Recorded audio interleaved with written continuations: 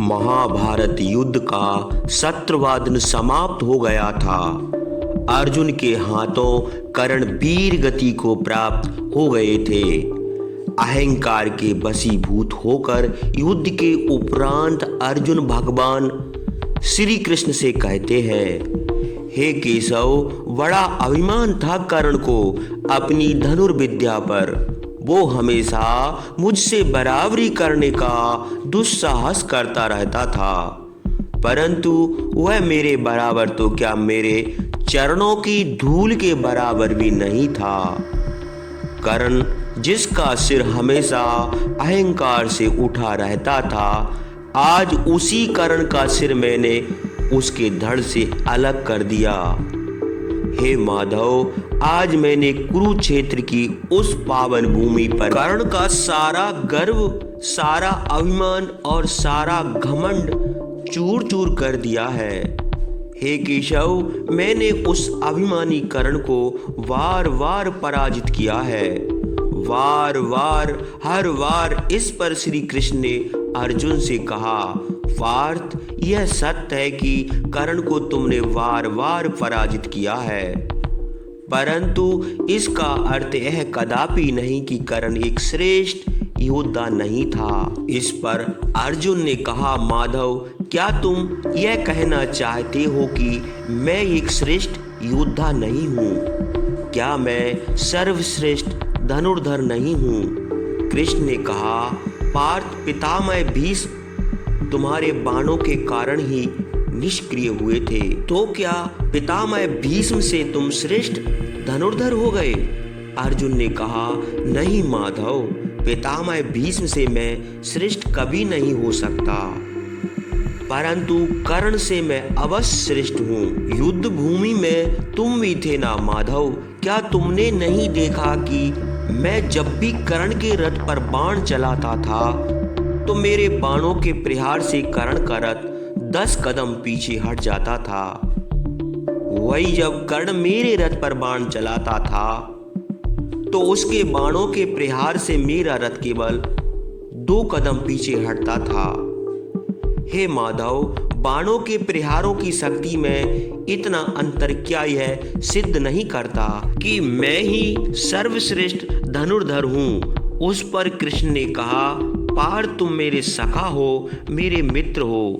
तुम तो मुझे पहचानते हो, जानते हो कि मैं त्रिलोकनाथ हूँ। तो फिर तुम्हारे जिस रथ पर तीनों लोकों का भार लेकर स्वयं बैठा था, क्या उस रथ को कोई अणु मात्र भी पीछे हटा सकता था? कर्ण जब अपने हर प्रहार पर तुम्हारे रथ को केवल 2 कदम और तुम कर्ण के रथ को 10 कदम पीछे हटा देते थे, तो तुम ही निर्णय लो पार्थ, किसके बाणों में अधिक शक्ति थी? भगवान श्री कृष्ण की यह बातें सुनकर अर्जुन आश्चर्य में पड़ गए। भगवान ने आगे कहा, हे पार्थ, इतना ही नहीं, कर्ण का वध भी तुमने नहीं किया, बल्कि भगवान परशुराम जी के श्राप ने किया था। कर्ण के वध के लिए तो तुम केवल एक माध्यम बन गए थे अर्जुन। अर्जुन आश्चर्य से पूछा, क्या भगवान परशुराम जी ने कर्ण को श्राप दिया था? कृष्ण ने जवाब देते हुए कहा, हे पार्थ, जब द्रोणाचार्य ने कर्ण को अस्त्र विद्या की शिक्षा देने से मना किया तो कर्ण अस्त्र विद्या प्राप्त करने महेंद्र पर्वत पर भगवान परशुराम जी के पास पहुंचा, परंतु कर्ण के लिए रहस्यमय यह थी कि भगवान परशुराम केवल ब्राह्मण कुमारों को ही शिक्षा देते थे।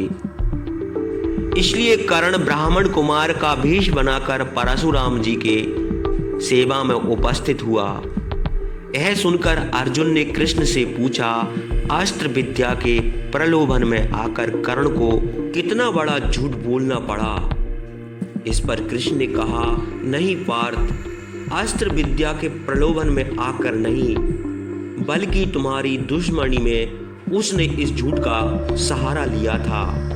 वह हमेशा तुम्हें अपना प्रतिद्वंदी समझता था, इसलिए द्रोणाचार्य से शिक्षा लेकर जब तुम अस्त्र शस्त्र में संपन्न हुए तो तुम्हारा सामना करने की क्षमता प्राप्त करने के लिए कर्ण ने भगवान परशुराम जी से विद्या प्राप्त की। हे पार्थ, कर्ण ने गुरु की इतनी सेवा की कि परशुराम जी ने एक एक करके कर्ण को समस्त दिव्यास्त्रों का ज्ञान दिया। एक दिन परशुराम जी कर्ण की गोद में सिर रखकर सो रहे थे। उसी समय एक भयानक रक्त पिपासु कीड़ा कर्ण को काट लेता है। कीड़े के काटने से कर्ण को अत्यंत पीड़ा हो रही थी, परंतु यह सोचकर कि उसके हिलने मात्र से ही उसके गुरु के विश्राम में बाधा पड़ जाएगी, कर्ण सारी पीड़ा को चुपचाप सहता रहा। परंतु कीड़े के डंक मारने से कर्ण की जांघ में घाव हो गया और उस घाव से रक्त बहने लगा। परशुराम जी की नींद खुल गई। परशुराम जी की नींद खुलते ही कर्ण ने उस रक्त पिपासु कीड़े को मार दिया। यह देख परशुराम जी क्रोधित हो उठे और कर्ण से बोले, कर्ण, तुमने मुझे धोखा दिया है। तुम ब्राह्मण नहीं हो, अवश्य ही तुम किसी उच्च क्षत्रिय परिवार से हो, किसी राजवंश से हो। जो मनुष्य एक कीड़े को इतनी निर्दयता से मार सकता है, वह ब्राह्मण कैसे हो सकता है? कर्ण, तुम ब्राह्मण नहीं क्षत्रिय हो, क्षत्रिय हो कर्ण। कर्ण विलाप करते हुए बोला, मुझे माफ कर दीजिए गुरुदेव, मैं एक सूत पुत्र हूँ। मेरी माता का नाम राधा है, इसलिए लोग मुझे राधा पुत्र कर्ण कहते हैं। हे गुरु श्रेष्ठ, आपसे अस्त्र विद्या की शिक्षा ग्रहण करने के लोभ में मैंने झूठ का सहारा लिया, क्योंकि आप ब्राह्मण कुमारों के अतिरिक्त किसी को अस्त्र विद्या की शिक्षा नहीं देते थे। क्या करता गुरु श्रेष्ठ, मैं विवश था। परशुराम जी ने क्रोध में कहा, विद्या अपने गुरु से झूठ बोलने वाले के काम नहीं आती। कर्ण, अस्त्र विद्या के लोभ में तुमने मुझसे छल किया है, मुझे धोखा दिया है। इसलिए मैं तुम्हें श्राप देता हूँ कि जब तुम्हें मुझसे प्राप्त की हुई शिक्षा की सर्वाधिक आवश्यकता होगी, तब यह विद्या तुम्हारे किसी काम में नहीं आएगी। तुम अस्त्रों को प्रकट करने में मंत्र भी भूल जाओगे। तुम जिस रथ पर खड़े होकर युद्ध करोगे, वह रथ भी तुम्हें त्याग देगा और तुम्हारे रथ के पहिए को भूमि निगल जाएगी। भगवान कृष्ण ने आगे कहा, हे मित्र, इसलिए मैं कहता हूं कि कर्ण को तुमने नहीं बल्कि उसके गुरु के श्राप से मरा है। और इससे भी बड़ा सत्य यह है कि यह युद्ध जो कर्ण के जीवन का सबसे महत्वपूर्ण युद्ध था, उसने यह युद्ध भी जानबूझकर हारा है। इस पर अर्जुन ने आश्चर्यचकित होकर कृष्ण से पूछा, यह युद्ध जानबूझकर हारा है, यह क्या कह रहे हो माधव? कृष्ण ने कहा, हाँ पार्थ, तुम नहीं जानते।